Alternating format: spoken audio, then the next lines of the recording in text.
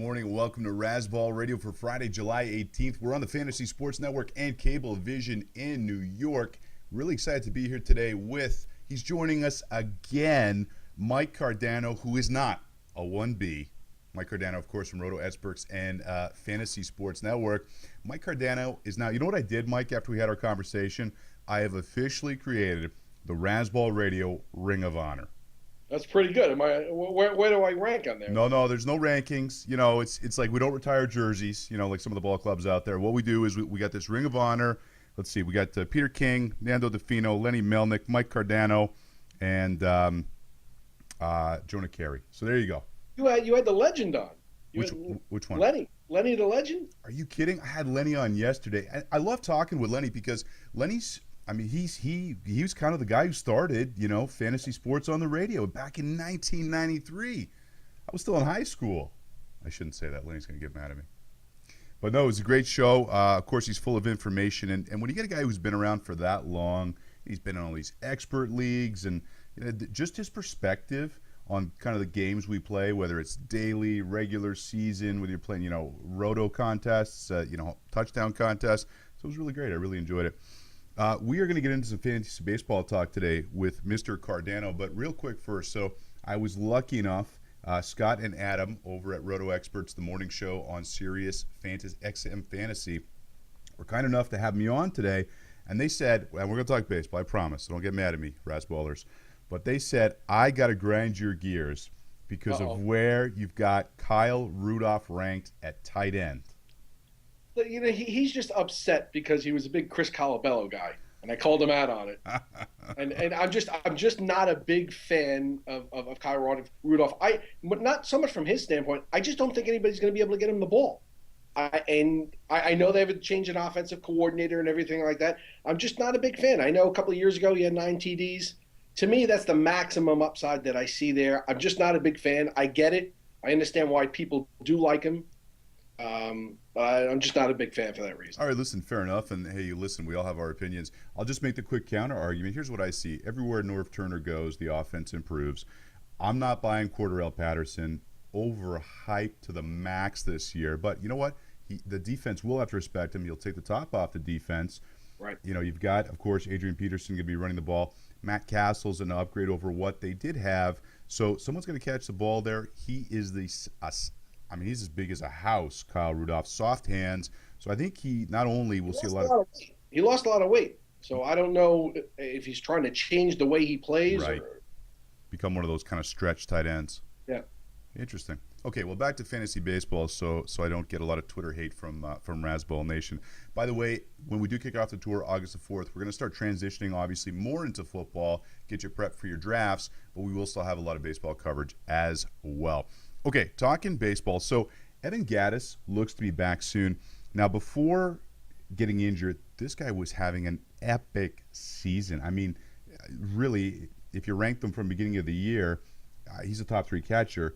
Now, I don't know that he's a top 3 catcher, but was he just hot as heck, or are we seeing the emergence of a new guy who's in kind of the top tier of receivers?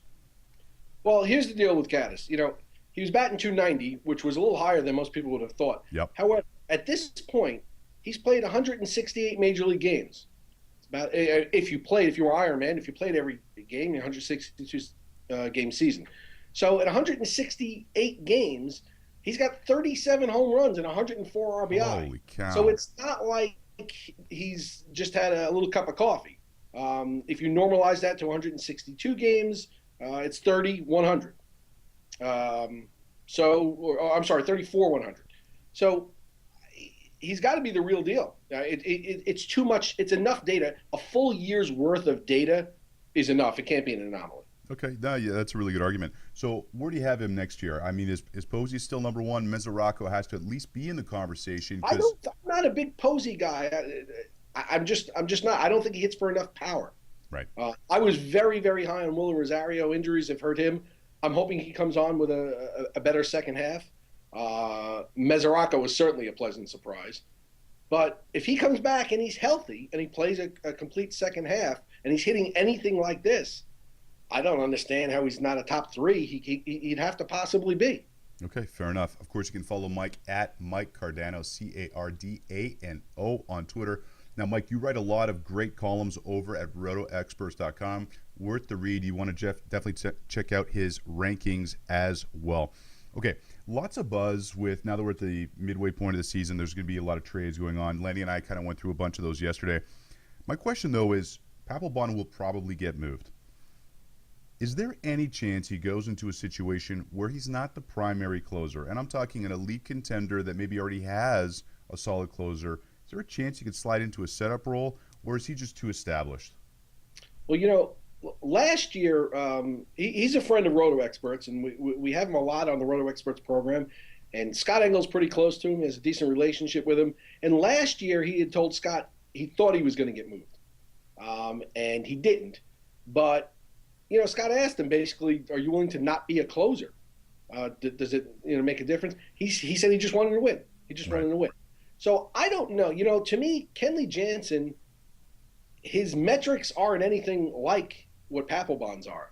His whip is way too high. He's getting it done. He's 27 out of 30, but his whip is way too high, and his ERA is way too high for a closer. If you look at any of the elite closers, their whips are under 1. He's 1.2 something, and 1.27, I think. And he's got like a 3-something ERA, 3.49, I think. That's way too high for a closer.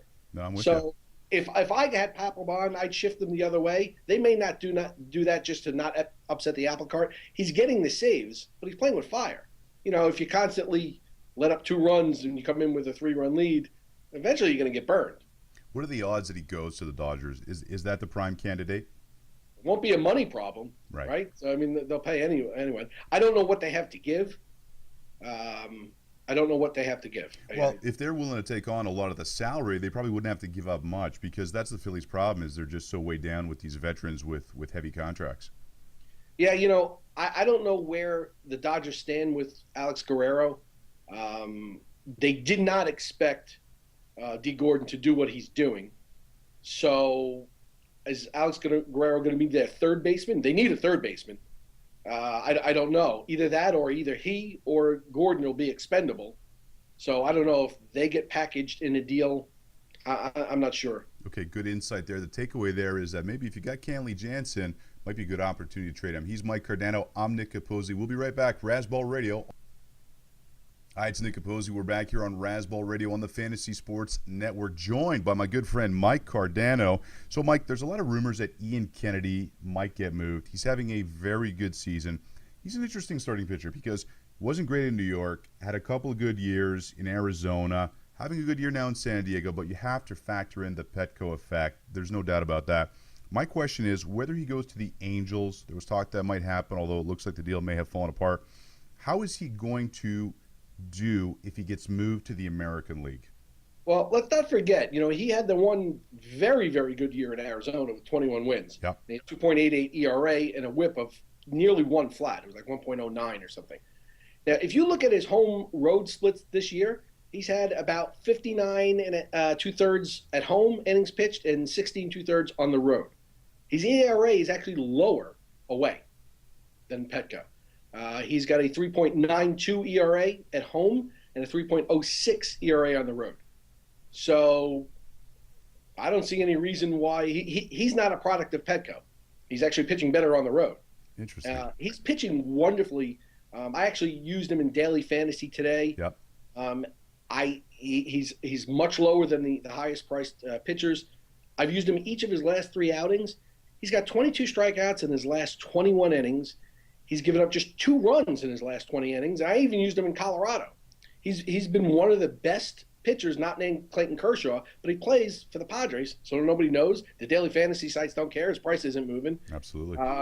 So I think he would be a tremendous asset. I think both the Yankees and the Angels are going to go hard after him. I would think he goes. If I were them, I wouldn't move him because they wouldn't have to pay a king's ransom to keep him. And they got the makings of a pretty good pitching staff there. If they could add some hitting, listen, the Padres, they wouldn't be awful. It's just their hitting. It's not their pitching. Yeah, absolutely. But I probably will move him. Fair enough. Okay, so Dylan Bundy, really high pick in the draft a couple of years ago. One heck of an arm. The only knock on him was his size, about just maybe a tick under 6 foot, but a legit thrower. So obviously he had Tommy John. He's begun rehabbing with the O's. They're keeping him on a very tight pitch count. So it's unlikely, I think, that we're going to actually see Bundy this year. Maybe if they're still in contention at the end coming out of the bullpen. But my question here is, how good do you think he can be in 2015? Well, here's the thing. He'll be 22. He came up, he had inning and a half or whatever at 19. He'll be 22 next year, coming off of Tommy John surgery. He's had 3 outings so far this year. Everybody's, oh, wow, he's coming back. In single A, his ERA is over 9. So he's not going anywhere right now. He can't get anybody out. He can't get the other 19-year-olds out. So I don't know. Listen, how many people have you ever seen him pitch in person? Bundy? Yeah. No. Do you know anybody who's ever actually seen him pitch? People read these things and they say, "Oh, Dylan Bundy, point. Look." People, and what happens with these things is people just scrape stuff off of the internet. I want to know how many people that are big Dylan Bundy fans have ever actually seen Dylan Bundy pitch, or did they just read something that somebody else wrote that said, "Oh, he's this top prospect." I saw, I don't know, it might have been Keith Law, I think, had him ranked as the top 13, him and another Orioles prospect in all of Major League Baseball. Maybe he hasn't seen him pitch. Maybe he has. I don't know. I just know how the system works, and a lot of people have a lot of opinions, but most of them are just scraping the internet and just, reposing the way it's presented. So he'd have to actually come up and show something to me. I wouldn't be spending, no matter what he does, if he comes up at the end of this year, I wouldn't be spending much for him in next year's draft. It would be a wait and see for me, mostly because of the Tommy John. It's one thing, he was a hot prospect. Most of these guys, when they come up, they're wild anyway. Right. And you don't get much, it's very rare that you get the pitchers the first year when they do something. But that combined with the Tommy John, I don't know. You may have to kind of relearn himself and find his body again. So he's not somebody that I'm really targeting. Okay, no, that's some great insight, and that's why I love having you on the show, Mike, because you make us think on a Friday. Who's actually seen him pitch? You know what? You're 100% right. I love it. Okay, I've been looking recently at a lot of second half rankings, and a lot of analysts have Carlos Gonzalez as a mid-second rounder. I understand he can heat up in a hurry, but this guy's injury track record, and listen, if you watch the show regularly, I am so down on him. I'm trying to get his name changed to Carglass instead of Cargo. How can you take a guy as a mid-second round pick with that kind of injury history? Because whether it's a beginning of the year draft or a second half draft, you can't win your league in the first couple rounds, but you can lose it. And taking a chance on a guy like that who's averaged 115 games played in the last 6 seasons, let that sink in for a second. Did it sink in? Good. So how are you with guys like that with that kind of injury track record? He's still young. He's only 28, but he's had the finger, the knee, his ass. I don't know what he's got. Can I say ass on TV? And whatever you want. It's ridiculous at this point. It's absurd. It's like, what's going to happen next? To me, I don't like the fact that his batting average is 258. Yep. That to me says something's not right. A lot of players, when you see the performance is not there, whether it's a pitcher or a hitter, and you don't know why, what it is, there's something not right. Could be they're trying to play through an injury. It could be they need glasses. Well, it could be something. To me, this is the first time in his career where that's happened.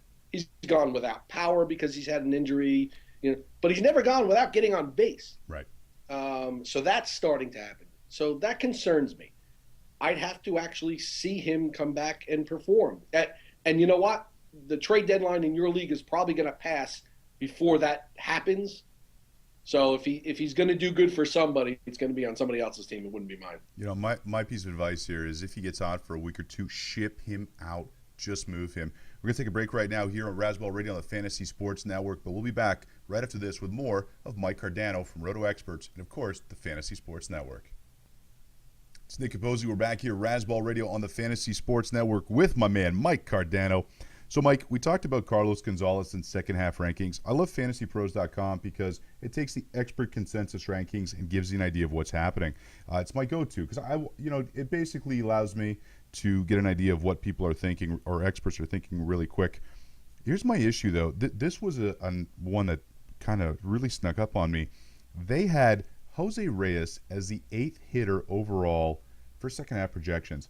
Now, I would spent the last 20 years in Toronto, so I watch a lot of the Jays. I've watched a lot of Jose Reyes. I love him. He is 40% of the player he was 5 years ago. Again, another guy with an injury track record. Am I missing something, or is this a guy? Am I falling here into the general consensus? And you should go out and get Jose Reyes, or is this just an outlier? Well, listen, I learned enough about Jose Reyes when he was here in New York when it came time to try to win the batting title, and he had enough of a lead, so he pulled himself out of the game. So that's all we needed to know. But to me, that ranking is somewhat of a cop-out, although I know it's not a conscious thing because it's an average of all things, because that's exactly where he is right now. If you look at the statistics now, there's Chulo, D. Gordon, Hanley Ramirez, Alexi Ramirez, J. Rawl, Eric Ibar, Ian Desmond, all production-wise ahead of him, and he's 8th. So I don't know. It's a thin position. You've got Alcides Escobar, if he continues to steal bases at the rate that he is there. Starlin Castro, Elvis Andrus, Asdrubal Cabrera, maybe Johnny Peralta, who could possibly outproduce him. But he could probably still be in and out of the lineup and still hold on to that spot. If he finishes 9, you really can't kill it for them for being 8. They're right there. But he's not going to be 1, and he's not going to be 15. It's probably about right. Okay. Listen, I can't argue with that kind of logic. All right, let's do some real quick hits here, Mike. We don't have to go necessarily too in-depth, but I'm just curious because, again, we're talking a lot of second-half re-ranks.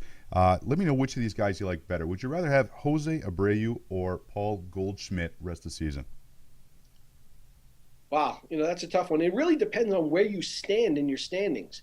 If you need runs scored in stolen bases, and he'll steal 10 to 15 more bases, and it's probably about 15 more runs scored. If that's enough to make the margin forever for you, then you probably have to go with Goldschmidt. Otherwise, the batting average isn't enough of a difference. They're pretty close now. It's like 308 to 292. And the home runs swinging big time in Abreu's favor. And if anything, his production is probably going to go up, not down. It's not that, they say, the pitchers are going to get a second look at him. So, well, he's getting a second look at the pitchers too. And although he's a rookie, he's not really rookie. He's been around for quite a while. He's got a lot of international experience. You're right. So he's not a novice that doesn't know how to adjust. So, he's going to end up with a splendid season. But it really comes down to, are those 12 stolen bases really important to you? Because he's not going to have those. And probably 12 more runs, which is about what the pace that they're on now behind. Right. Okay, fair point. Actually, it's a good question because, technically he is a rookie, but it's a bit of a misnomer because he did have that international experience. I'm thinking here, trying to remember what the rookie home run record was. I remember McGuire had... Right, 49? 49, but no one's broken that since, right? I don't think so. No. Wow, they didn't let the steroid thing go long enough. They would have. Yeah. All right, rest of the season. Chris Sale or Adam Wainwright? I got to go Wainwright. National League, plus he's proven. He's done it enough.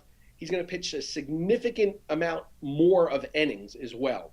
No disrespect to Sale at all, but I really can't think of anybody other than Kershaw that I would put ahead of Wainwright. Yeah, no, Wainwright is a Clydesdale. Nelson. It's not any disrespect to Sale. Absolutely. If you gave me somebody else, I might pick up Sale, but that you gave me just one of 2 or 3 guys that I just can't do it. See, and I'm testing you here. That's why I put guys who are actually really close together because I'm just looking for some insight from you. Nelson Cruz or Carlos Gomez? Again, what's a stolen base worth to you? Mm-hmm. A run scored isn't going to be much different. Gomez's stolen bases don't necessarily translate into more runs scored. They score about the same amount of runs. But the home runs, even though Gomez hits a fair amount of home runs, Cruz is he's on fire at the moment. Again, it really comes. What's more important to you? Do you want the home runs or the stolen bases? You got to flip. Personally, from where I stand, I would take Cruz. Most of my leagues, I'm sitting pretty good with stolen bases, so I'd go Cruz. Okay, I'll give you one more: Garrett Richards or Madison Bumgarner. I would have. I looked at it, and I thought about it. My gut said Bumgarner, no question. And then I looked at the stats, and I looked at his last 3 starts. Bumgarner's last 3 starts. Been a little shaky. He has a spiffy 7.125 ERA in his last 3 starts. Last 4 starts, sorry. He's given up 25 hits in 24 innings and 9 runs. Now, back to the health question. That tells me that something's not right because that's very uncharacteristic. Yep. Everybody at some point in time, they get blowed up, have a bad outing, just wasn't their day. But to have 4 in a row, something's not right. Now, I'm not suggesting it's a Justin Verlander thing where this lasts for 3 years. I think there's an injury thing that not enough to pull him out of the lineup, but a muscle pull or something that he's not telling or they know about. They're letting him try to work through it because that's just not like him. And since I don't know what it is, even though Richards doesn't have the track record, he's doing it right now and playing on that team, I'd have to go him. Absolutely. Okay, he is Mike Cardano. Thanks for joining us today, buddy, on the Razzball radio show here on the Fantasy Sports Network. I can't wait to tip a beer with you at Duke's Original Roadhouse in New York City when the tour comes through August 21st. We'll be back on Monday with Gray. Follow Mike at Mike Cardano, Cardano. Have a great weekend.